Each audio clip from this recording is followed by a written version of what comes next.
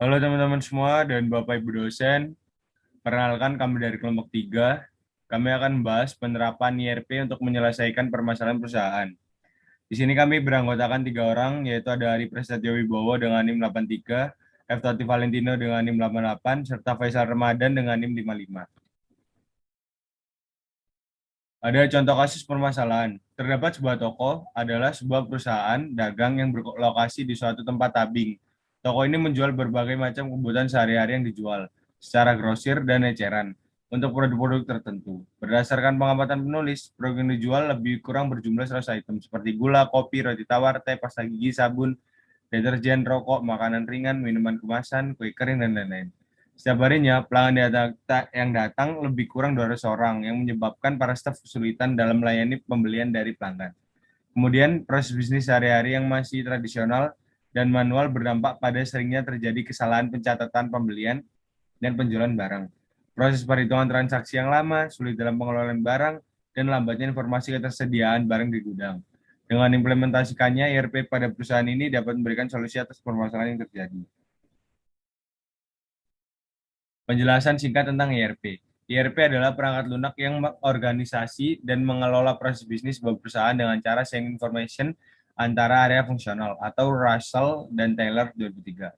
IRP berfungsi mengintegrasikan proses-proses penciptaan produk atau jasa perusahaan, mulai dari pemesanan, bahan-bahan mentah, dan fasilitas produksi sampai dengan terciptanya produk jadi yang siap ditawarkan kepada pelanggan. Menurut O'Brien dan Marakars 2011, sistem ERP dapat menghasilkan manfaat bisnis yang signifikan perusahaan. Di antaranya satu, kualitas dan efisiensi, dua, penurunan biaya, tiga, pendukungan keputusan, empat, kelincahan perusahaan. Terima kasih.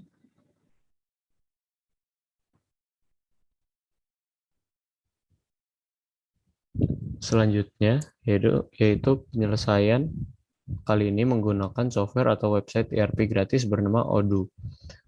OpenERP atau yang sekarang lebih dikenal dengan nama Odoo adalah perangkat aplikasi bisnis menyeluruh yang didistribusikan secara open source, di mana di dalamnya terdapat berbagai program aplikasi bisnis termasuk sales, customer relationship management, project management, warehouse management, manufacturing, finance and accounting, human resource, dan lain sebagainya. Penyelesaian atau penerapan ERP. Yang pertama, sebelum melakukan penerapan terlebih dahulu, dilakukan instalasi aplikasi Odoo agar dapat berjalan sebagaimana mestinya. Adapun aplikasi Odoo dapat diunduh di website yang tertera di layar. Lalu yang kedua, setelah proses instalasi, maka akan dilakukan pengisian data dan lalu memasukkan ke web localhost. Lalu yang ketiga, setelah proses penyimpanan infrastruktur dan instalasi perangkat yang dibutuhkan selesai, tahap selanjutnya yaitu melakukan penerapan aplikasi untuk perusahaan seperti yang terdapat pada kasus di bawah ini. Maka ada beberapa pengaturan dasar sebelum penerapan aplikasi dilakukan, yaitu yang pertama, membuat database, lalu instalasi modul yang digunakan, dan yang terakhir menentukan akun dan tipe akun yang digunakan. Berikut adalah hasil tangkapan layar dari instalasi untuk mengakses database. Lalu, A. Penerapan aplikasi ERP Odoo.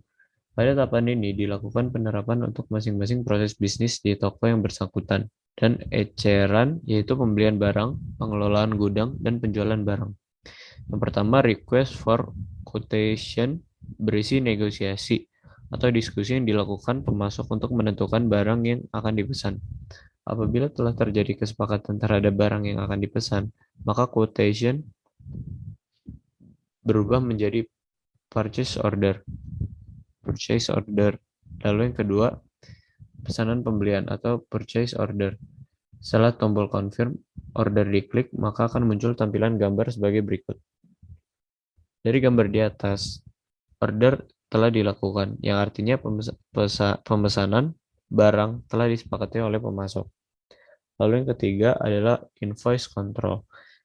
Ketika telah menerima invoice dari supplier, maka langkah selanjutnya adalah pergi ke menu accounting dan pilih supplier, lalu klik supplier invoice.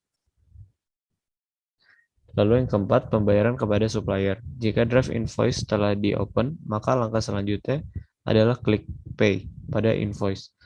Jika ingin melakukan cetak invoice, pilih menu print. Lalu akan muncul gambar seperti di bawah ini.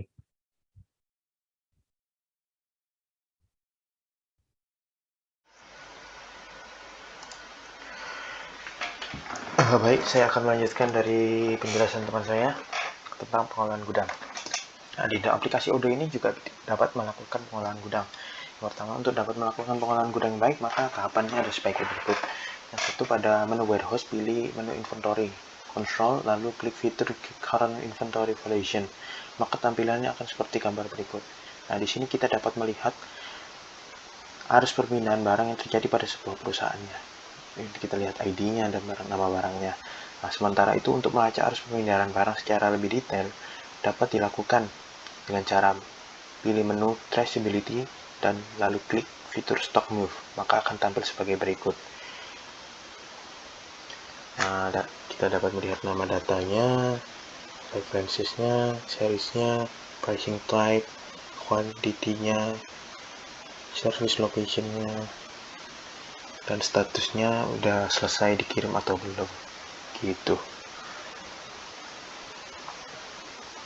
Kesimpulannya, jika tanpa menggunakan ERP sebagai besar pekerjaan di khusus toko tersebut, terutama pencatatan dan pendataan masih bersifat manual menggunakan Microsoft Excel.